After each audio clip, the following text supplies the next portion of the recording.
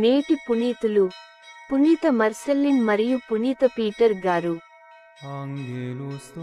యావే మీకు ఈ నియమమును ప్రసాదించుచు మీతో చేసుకొనిన నిబంధనకు సంబంధించిన రక్తము ఇదియే. ఆదివారం, జూన్ 2, 2024. మొదటి పఠనం నిర్గమకాండము 24వ అధ్యాయం 3-8 వచనాలు.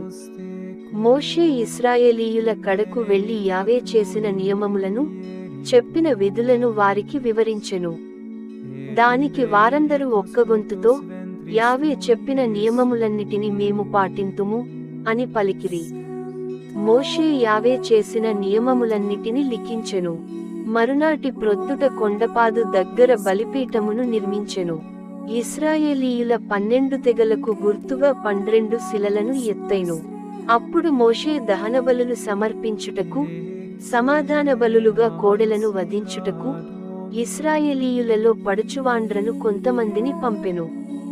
మోషే కోడెల నెత్తురులో సగము పళ్ళెములో పోసి, మిగిలిన సగమును బలిపీఠముపై చల్లెను.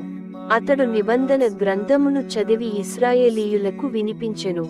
వారు, యావే శాసనములెల్ల మేము అనుసరింతుము, మేము ఆయనకు విధేయులమై ఉందుము అని అనిరి. అప్పుడు మోషే పళ్ళెములోని నెత్తురు ఇశ్రాయేలీయుల మీద ప్రోక్షించి, యావే మీకు ఈ నియమము ప్రసాదించుచు మీతో చేసుకొనిన నిబంధనమునకు సంబంధించిన రక్తము ఇదియే అనెను. ఇది ప్రభువు వాక్కు. క్రీస్తు రక్తము మన అంతఃకరణములను శుద్ధీకరించును. రెండవ పఠనం పునీత పౌలుగారు హెబ్రీయులకు వ్రాసిన లేఖ 9వ అధ్యాయం 11-15 వచనాలు. సోదరులారా, క్రీస్తు ఇటనున్న సద్విషయములకు ప్రధానయాజకుడుగా వచ్చి గుడారమున ప్రవేశించెను. మరింత శ్రేష్టమును సంపూర్ణమునైన అది మానవ నిర్మితము కాదు, అనగా ఇహలోక సృష్టికి చెందినది కాదు. క్రీస్తు ఈ గుడారమున ప్రవేశించి అతి పవిత్ర స్థలమును శాశ్వతముగా చేరినప్పుడు, బలిని అర్పించుటకుగాను మేకల యొక్కయు దూడల యొక్కయు రక్తమును తీసుకొని పోలేదు. తన రక్తమునే తీసుకొని పోయి మనకు శాశ్వత రక్షణను సంపాదించెను. మేకల యొక్కయు ఎద్దుల యొక్కయు రక్తమును, దహింపబడిన దూడబూడిదను మైలపడిన వారిపై చల్లబడినప్పుడు అవి వారికి శరీర శుద్ధి కలుగునట్లు పవిత్రులనుగా చేయును.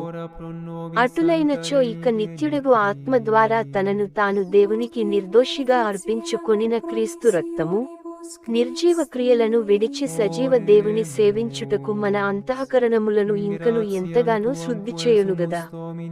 ఈ కారణము వలననే దేవుని పిలుపును పొందినవారు, దేవునిచే వాగ్దానము చేయబడిన శాశ్వతమైన వారసత్వమును పొందుటకుగాను క్రీస్తు ఒక క్రొత్త నిబంధనపు మధ్యవర్తిగా ఉన్నాడు.